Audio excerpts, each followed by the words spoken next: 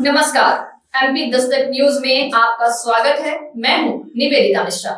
मऊगंज जिले में महादेवन मंदिर की शासकीय जमीन पर अतिक्रमण के विवाद ने राजनीतिक और प्रशासनिक हलकों में हड़कंप मचा दिया है।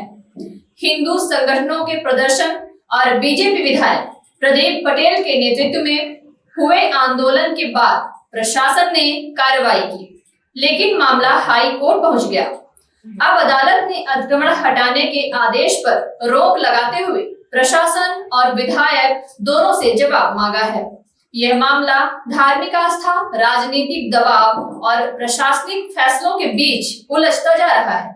क्या यह सिर्फ जमीन का विवाद है या इसके पीछे कुछ बड़ा राजनीतिक खेल छिपा है? मामले की अगली सुनवाई पर सबकी नजरें टिकी हुई हैं। मऊगंज जिले के महादेवन मंदिर में अतिक्रमण के विवाद ने अब तक राजनीतिक और प्रशासनिक हलकों में हलचल मचा दी है। यह मामला इतना तूल पकड़ चुका है कि अब इसे हाई कोर्ट ने गंभीरता से लिया है। दरअसल यहां पर बीजेपी विधायक प्रदीप पटेल की जिद और प्रशासनिक दबाव के बीच एक बेहद चौंकाने वाली घटना चक्र ने जन्म लिया, जिससे पूरा इलाका थर्राया हुआ है। इस पूरी कहानी में एक बड़ा मोड़ तब आया जब स्थानीय प्रशासन ने उन लोगों पर कार्रवाई की जिन्होंने कथित तौर पर महादेवन मंदिर की शासकीय जमीन पर कब्जा कर लिया था। हालांकि इस कार्यवाही के बाद अब न्यायालय ने प्रशासन और विधायक दोनों को कटघरे में खड़ा कर दिया है। यह विवाद तब सामने आया जब हिंदू संगठनों ने अतिक्रमण हटाने की मांग को लेकर धरना प्रदर्शन शुरू किया। नेताओं और अधिकारियों के बीच तनातनी बढ़ी और स्थिति और भी बिगड़ गई जब महादेवन मंदिर के आसपास के इलाके में बीजेपी विधायक प्रदीप पटेल के नेतृत्व में अतिक्रमण हटाने की कोशिश की गई। इस दौरान विधायक पटेल ने अपनी राजनीतिक ताकत का भरपूर इस्तेमाल किया और प्रशासन के विरोध के बावजूद 3 दिनों तक आंदोलन किया। इसके बाद प्रशासन ने झुकते हुए अतिक्रमण हटाने की कार्रवाई शुरू की, लेकिन इस दौरान जो कुछ हुआ वह सबको हैरान करने वाला था। मऊगंज में स्थित महादेवन मंदिर के पास शासकीय भूमि पर कुछ लोगों ने कथित रूप से अवैध रूप से कब्जा कर लिया था।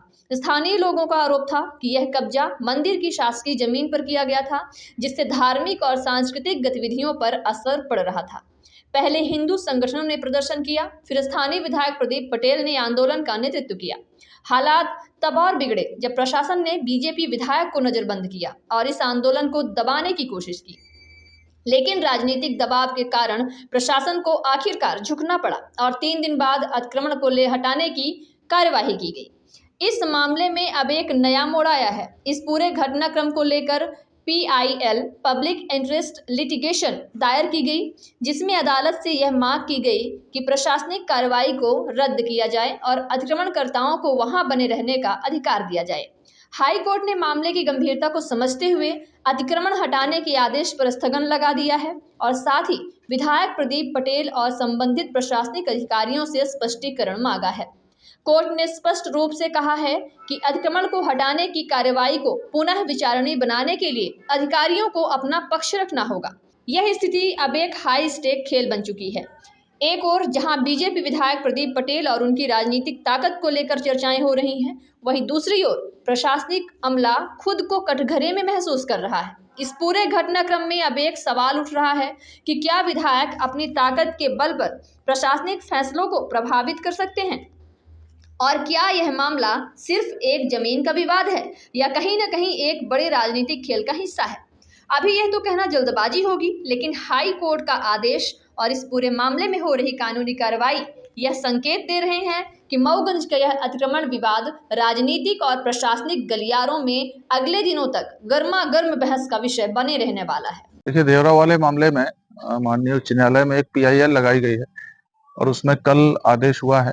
उसमें माननीय उच्च न्यायालय द्वारा आदेश किया गया है कि शासन 2 सप्ताह में अपना जवाब पेश करे, जो भी उसमें बिंदु उठाए गए हैं, और तब तक के लिए यथास्थिति बनाए रखने के निर्देश दिए हैं दोनों पक्षों को।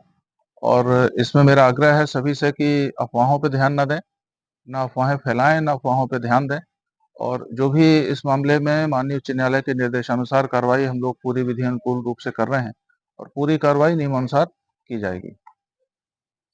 इसमें अभी भी देवरा गांव में धारा 144 लागू है, तो उसका भी ध्यान रखा जाए और जो निर्देश दिए गए हैं प्रशासन की तरफ से उसका पालन किया जाए, अफवाहें ना फैलाई जाए और अफवाहों पे ध्यान भी ना दिया जाए।